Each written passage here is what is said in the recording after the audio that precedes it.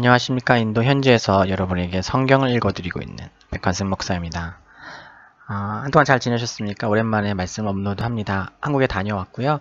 있는 동안은 말씀을 못 올리기도 하고 안 올리기도 했습니다. 한 달여간의 한국 일정 동안 귀한 만남들과 가족과의 시간들, 그리고 우리 가족을 인도하시고 이끄시는 하나님 음성을 듣는 아주 귀한 시간이었습니다. 한 걸음 더 어떻게 나아가야 될지 하나님께서 알려주시고 또 인도해 주시는 것을 저뿐만 아니라 아내도 함께 느끼고 경험하는 아주 귀한 시간이었습니다. 한국에 있는 동안 너무 많은 분들이 분에 넘치는 사랑과 환대를 해주셔서 너무 감사한 시간이었습니다. 인도에 돌아왔더니 엄청 덥네요. 네, 에어컨을 켜놓고 있어도 낮에는 땀이 나는 그런 날씨고요. 네, 그냥 더우니까 인도죠. 네, 그렇게 살아야 하는 게 맞는 것 같습니다. 적응하고 있고요.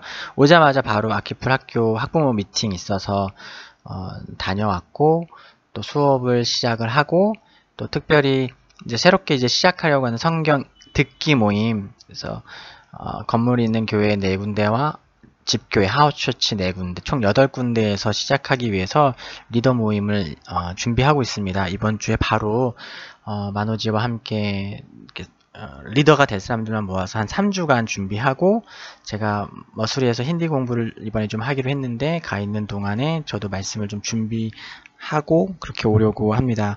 특별히 성경 듣기 모임은 3년을 기준으로 성경을 한 번씩 이렇게 전체적으로 볼 수 있도록 하려고 생각하고 있습니다. 말씀의 기초가 세워져야 하는데 문맹자들이 많기 때문에 어려운 부분이 있죠. 그리고 이 성경 듣기 모임을 근간으로 해서 사역 전체의 말씀 교육, 그것을 가르치는 자에게는 교사 교육이 될 거고, 또 가르침을 받는 자들에게는 말씀 양육의 시간이 될 건데요. 그런 시스템을 만들기 위해서 좀 마음을 쓰고 있습니다. 기도가 참 많이 필요하다고 생각하고요. 시행착오 많이 할 생각하고 있고, 또 하나의 일정을 집어넣기 때문에 다른 일정을 조절하고 그만큼 더 빡빡하게 또 진행을 해야 하는 면이 있습니다. 그럼에도 불구하고 그 영어 표현에 그런 말 있죠. First thing first. 네. 이제 중요한 것을 먼저 해야 한다. 그래서 중요한 것을 놓치지 않고 가려고 하고 있습니다. 날씨가 많이 더워서 속된 말로 너무 설치고 다니면 안 되는데요. 건강관리 잘 하면서 할 수 있도록 기도해 주시고요. 그 안에서도 또 말씀을 놓치지 않고 하나님 앞에 머무르는 삶 잘 살아갈 수 있도록 기도해 주시면 좋겠습니다. 오늘 말씀 창세기 23장 1절에서 20절 말씀이에요. 사라가 죽었습니다. 아브라함의 아내. 아브라함 하나 믿고 본토 친척 아비 집을 떠났던 사라가 죽고 그 죽은 아내를 위해서 땅을 사는 이야기가 있습니다. 이 이야기는 언뜻 성경에 들어갈 만큼 중요한 이야기일까 싶어요. 그렇게 보일 수 있습니다. 내용은 사라가 죽고 아브라함이 통회하고 동네 사람들, 햇사람들이 몰려왔을 때 아내를 장사하기 위해 땅을 주십시오 해서 땅을 사는 막벨라구를 사서 동굴에 안장하는 내용입니다. 성경 전체에서 왜 이런 이야기가 나왔을까? 그렇게 중요해 보지 않은데 왜 나왔을까 하는 생각을 하게도 됩니다. 저도 말씀을 묵상하고 읽으면서 사라가 죽은 것을 직면한 아브라함의 심정이 어땠을까 생각해보고, 또 그 이후에 그 아내의 무덤을 확실하게 자기의 소유로 하기 위해 땅을 굳이 돈 주고 사는, 돈을 주지 않아도 살 수 있고 얻을 수 있지만 그 땅의 소유를 명확하게 하기 위해서 땅을 사는 아브라함의 모습을 보면서 아내를 향한 사랑을 느꼈고요. 또 죽은 자를 장사하면서 고향으로 보내지 않고 그가 하나님께 부르심 받은 땅, 가나안 땅에 안장하는 것, 그 땅을 사는 것을 통해서 하나님께서 꿈과 비전을 주신 그 땅에 대한 그 꿈과 비전이 이제 아브라함의 것이 되었구나 하는 것들도 발견하게 됩니다. 동물도 죽으면 고향을 찾아가고 당시 사람들의 중요한 관습 안에서 사람이 죽으면 그 고향에서 안장하는 것을 원했거든요. 그런데 아브라함에게는 이제 고향이 바뀐 것이죠. 바로 본토 친척 아비집 갈대아 우르가 아닌 가나안 땅, 약속의 땅, 하나님이 부르신 땅이 바로 그 땅이 된 것입니다. 특별히 말씀을 좀 묵상하다가 지금 돌아가셨어요. 김성수 목사님이라는 예전에 대학가요제에서 우승까지 하셨나요? 하여튼 분이 계신데 이제 돌아가신 목사님이 되셨고 이제 말씀을 좀 남기신 것들이 있어요. 그분 말씀에서 아주 흥미로운 부분들, 깊이 말씀을 관찰하신 부분들을 보고 저도 많이 배웠습니다. 그 부분을 오늘 느린느리 성경에 같이 나누게 되었습니다. 언뜻 보기에 크게 중요도가 보이지 않는 말씀이지만 원어에 대한 이해를 가지고 조금 더 깊이 읽게 되면 이 말씀 가운데 심겨진 내용이 마치 22장의 모리아산에서 아브라함이 이삭을 바치려고 하다가 여호와 이레 수장을 발견하는 것을 통해서 구속사에 있어서 구속사의 아주 중요한 한 장면의 그림자를 보는 것처럼, 그래서 실제로 그리스도께서 희생하셔서 대속하시는 은혜를 어떤 신학의 큰 그 주제가 드러나는 것과 동일한 수준으로 오늘 아브라함이 그 죽은 사라를 향하여 눈물 흘리고 그 앞에서 한 행위가 아주 큰 의미가 있다는 것을 또 발견할 수 있습니다. 세 단어가 좀 중요하게 살펴봐야 하는데요. 아브라함이 사라의 시신 앞에서 눈물을 흘립니다. 그 눈물을 흘리는데 첫 번째는 카파드라는 단어가 나와요. 23장 3절에 보면 시신 앞에 일어나 23장이 아니라 2절이죠. 23장 2절에 보면은 사라가 가나안 땅 헤브론 기랏 아르바에서 죽음에 아브라함이 들어가서 사라를 위하여 슬퍼하며 애통하다가 해서 이렇게 두 가지 표현을 씁니다. 슬퍼했다, 또 애통했다.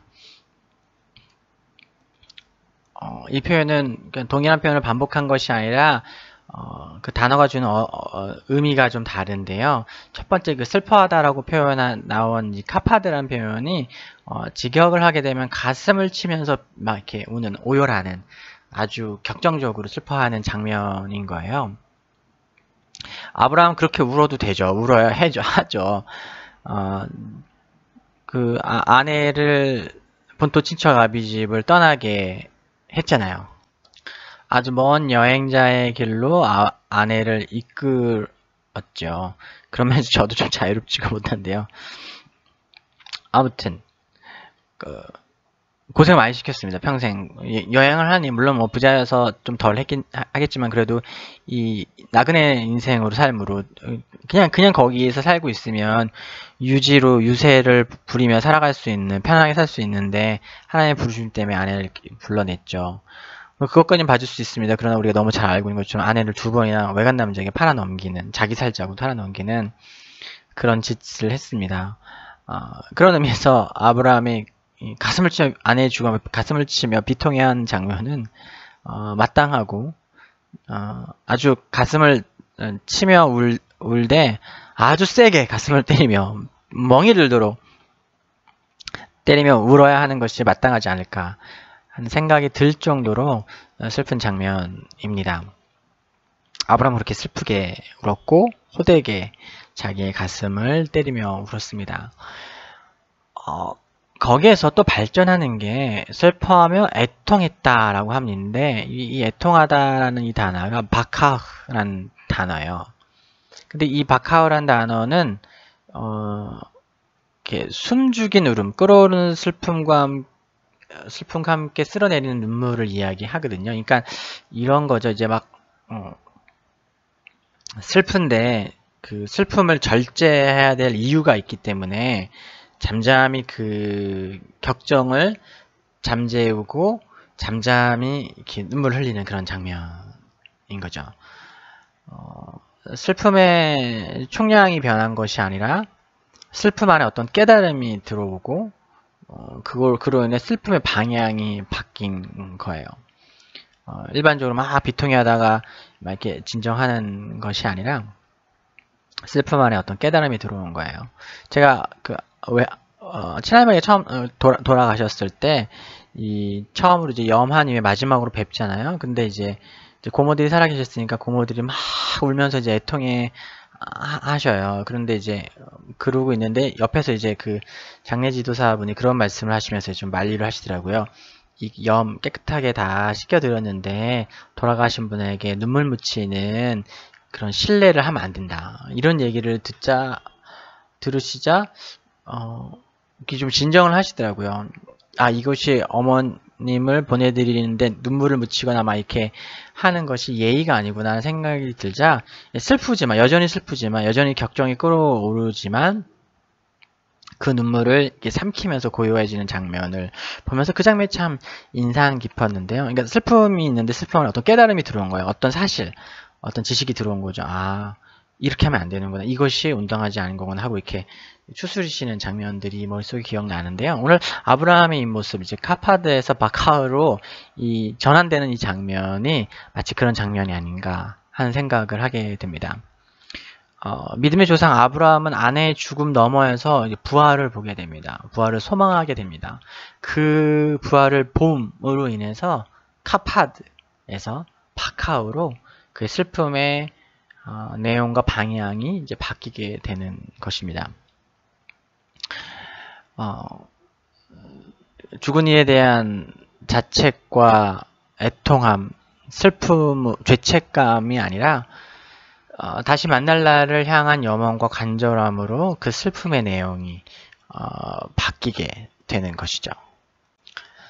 그렇다면 어떻게 아브라함이 그녀의 죽음에서 부활을 보았고 부활을 소망하게 되었다라고 해석할 수 있는가? 그 근거를 우리가 살펴봐야 돼요. 그런 근거 없이 그냥 이 단어의 해석, 카파드와 바카흐라는 단어의 뉘앙스의 차이만을 가지고 부활을 봤다, 소망했다 라고 이렇게 얘기한다면 너무 부활이라는 큰 주제를 아브라함의 이 사건, 아브라함의 아내가 죽은 사건 앞에 그냥 우겨 넣는 것이 되겠죠. 그러나 합리적인 근거가 있습니다. 그 근거가 무엇이냐면 23장 3절에 나온 표현 그리고 아브라함의 행동을 통해서 그것을 볼 수 있게 되는데요. 23장 3절에 이렇게 납니다. 아브라함은 죽은 아내 시신 앞에 일어나 나가서 햇사람들에게 말했다라고 납니다. 그러니까 죽은 아내 앞에서 라고 나옵니다. 개정 성경에서는 시신 앞에서 일어나 해쪽 속에 말하여 이르되 라고 합니다. 이제 해쪽 속에게 땅을 팔아달라고 자기한테 팔아야 내가 이제 아내를 묻히겠다고 얘기하기 전에 막 울고 이렇게 슬픔에 있던 그 아브라함이 어떤 행동을 했는데 시신 앞에서 일어났다고 합니다. 그런데 여기서 표현하고 있는 앞에서라는 단어가 히브리어로 파니임이라는 단어인데요. 파니임. 이 단어는 이 단어를 직역하면 그 얼굴입니다. 그 얼굴이라는 뜻이에요. 그러니까 이게 어떤 표현이냐면 지금 그 시신 앞에서 일어났다는 게 무엇이냐면 그 시신 얼굴에서 났다라는 표현이에요. 이것은 죽은 아내의 얼굴에 나의 얼굴을 포개었다가 일어나는 장면을 이야기하는 거예요. 이해되시나요?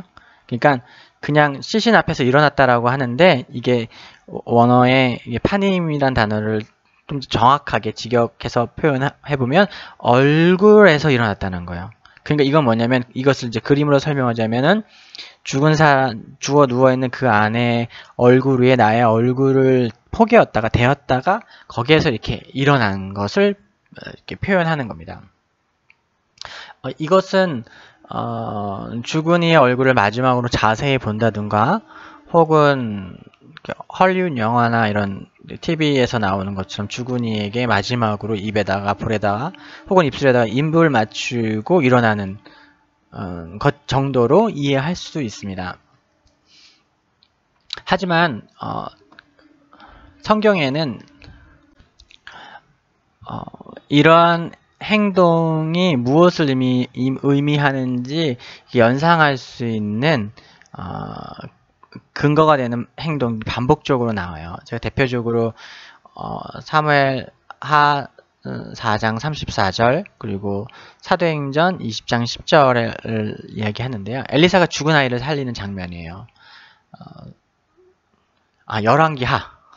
열왕기하 4장 34절을 보면 아이 위에 올라가 엎드려 자기 입을 그 입에 자기 눈을 그 눈에 자기 손에 그 손을 대고 그의 몸에 엎드리니 아이의 살이 차차 따뜻하더라. 그러니까 이제 어떤 죽은 사람의 얼굴에 내 얼굴을 대고 일어나는 행위는 이렇게 부활에 대한 소망을 암시하는 거예요. 실제로 이 죽은 아이는 이것으로 살아나죠. 또 한 장면이 사도행전 20장 10절에 바울이 죽은 유두고 바울이 설교하는데 그거 일하고 와갖고 피곤했던 유두고가 난간에 기대어서 듣다가 떨어져 죽잖아요.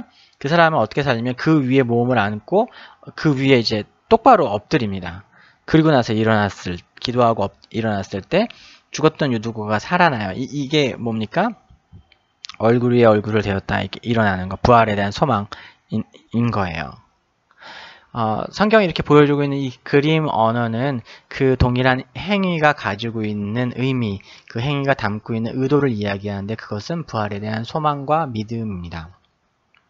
오늘 아브라함이 아내의 얼굴에 얼굴을 포개고 일어났을 때 사라가 일어나지는 않았습니다. 그러나 그 행위가 담고 있는 소망의 내용은 우리가 알 수 있죠. 그것은 무엇입니까? 부활인 것이에요. 아내가 죽어서 이제 끝나는 것이 아니라 다시 만날 수 있다. 부활하기 때문에 하나님께서 우리를 구원하셨고 그렇기 때문에 부활의 날에 만날 수 있게 되었기 때문에 된다는 것을 믿기 때문에 그 슬픔의 내용이 카파드, 막 가슴을 추고 비통하며 돌이킬 수 없는 슬픔으로 고통스러워하던 아브라함이 바카흐, 잠잠히 그 슬픔을 눈물과 함께 쓸어내리면서 이렇게 서 있을 그 슬픔을 다른 방향으로 해석하고 감당할 수 있게 된 것이죠. 아브라함은 믿음으로 오실 메시아를 배웠어요. 우리 22장에서 아들을 제물로 바치기 위해 모리아 산으로 올랐던 것들 기억하시죠? 서슬퍼런 칼날을 아들의 심장으로 향했던 그날에 하나님 그 칼날 끝을 여호와 이레 순양에게로 돌리셨고 이삭은 사실 죽은 것과 다름없었지만 살았습니다. 마치 부활과 같았어요.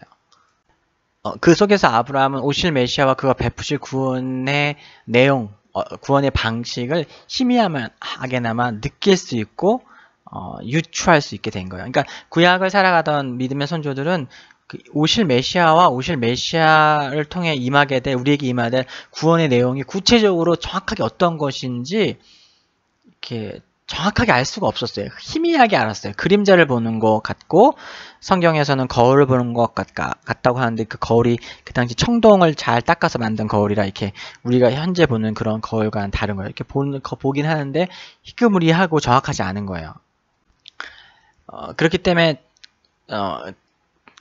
구약의 성도들은 그것의 내용과 모습이 어떤 것인지 정확하게 알 수 없지만 예수님께서 십자가를 통해서 그 구원의 모습을 완벽하게 이루셨죠. 그리고 3일 만에 부활하시는 것을 통해서 완벽한 이해함을 아주 선명한 그림을 우리에게 보여주신 거예요. 그래서 그 신학자들이 계시의 빛이 가장 밝은 곳이 십자가다라고 합니다. 십자가와 부활의 아침이라고 하는데요. 왜 그러냐면 그 십자가의 대속과 그 다음에 3일 후에 구원의 부활의 모습이 우리의 죄를 어떻게 해결해 주시는가에 대한 내용과 또한 우리가 어떻게 구원을 받는지 그 구원의 내용을 정확하게 그림 언어로 보여주고 있기 때문이에요. 아브라함은 그냥 막연하게 어떤 부활에 대한 소망을 꿈꿀 수밖에 없고 이런 것이 아닐까.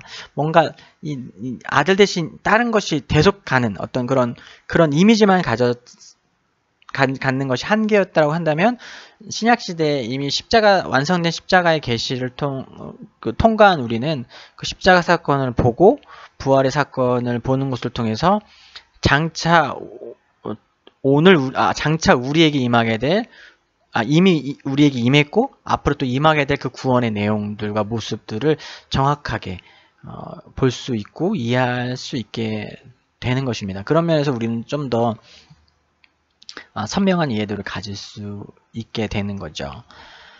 나그네로 이 땅을 살아가는 우리는 모두는 피할 수 없는 상실을 눈앞에 두고 살아갑니다.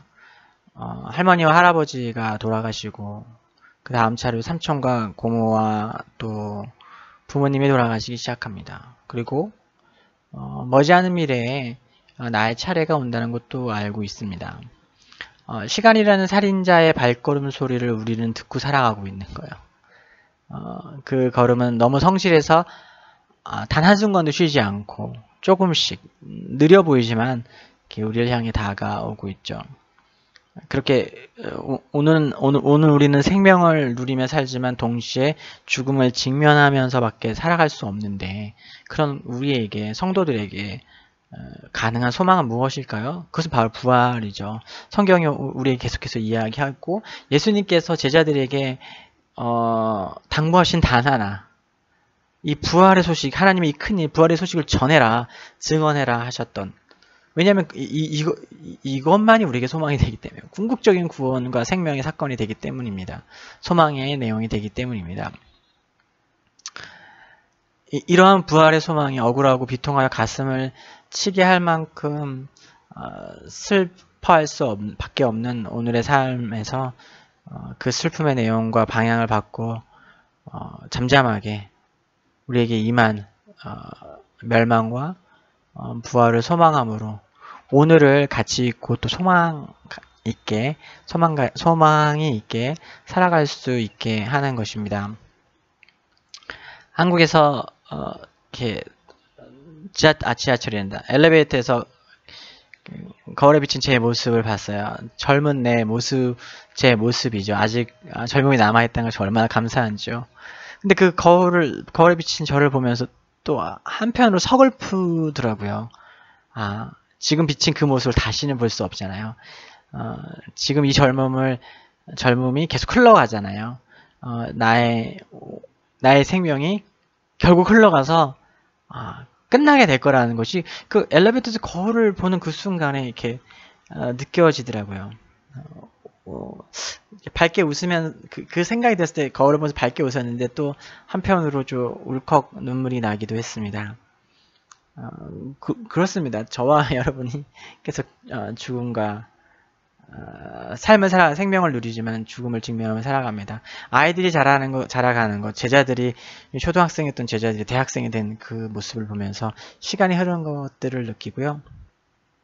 참 젊고 혈기왕성했던 집사님들, 어른들이 기운이 조금씩 빠져가시는 그 모습을 통해서도 시간이 흐르는 것을 느끼고 또 지나간 것을 또 그리워하게 되더라고요. 사랑하는 여러분, 죽음을 직면했을 때 오늘이 아주 선명해지고 또 의미와 가치가 있어집니다. 그냥 흘러가 버리게 될 하루가 아니라 너무나 아깝고 소중한 하루가 되고 영원히 함께 할 수 없다는 사실 때문에 지금 당장 내 옆에 있는 사람들이 더 소중하고 더 존귀하게 느껴지게 됩니다. 우리가 이 사실을 직면한다면 우리는 조금 더 인내하고 조금 더 사랑하고 조금 더 본질적인 것들을 놓치지 않고 살아갈 수 있다고 믿습니다. 그러나 우리가 우울하게 죽음만을 생각하며 살아가는 것이 아니라 그 죽음을 이기신 우리 주님 예수님께서 계시잖아요. 그 부활의 소망을 주셨기 때문에 그 너머에 더 우리가 아직 다 감히 상상할 수 없는 그 부활의 영광, 그것을 또 소망하면서 또 기쁨으로 살아갈 수 있다라고 믿습니다. 오늘도 그 전능자의 그늘 아래 제가 있고 여러분이 있고 하나님의 교회가 있습니다. 하나님 말씀 가운데서 그 은혜 가운데서 이 진리 가운데서 오늘 하루를 더 풍성하게 누리시고 바로 옆에 계신 분들을 더 깊이 사랑하시고 하나님을 사랑하며 살아가시는 저와 여러분이 되기를 주님의 이름으로 축복합니다. 한 주간 승리하시고요. 다음 주에도 하나님 말씀 가지고 여러분 찾아뵙도록 하겠습니다. 사랑하고 축복합니다.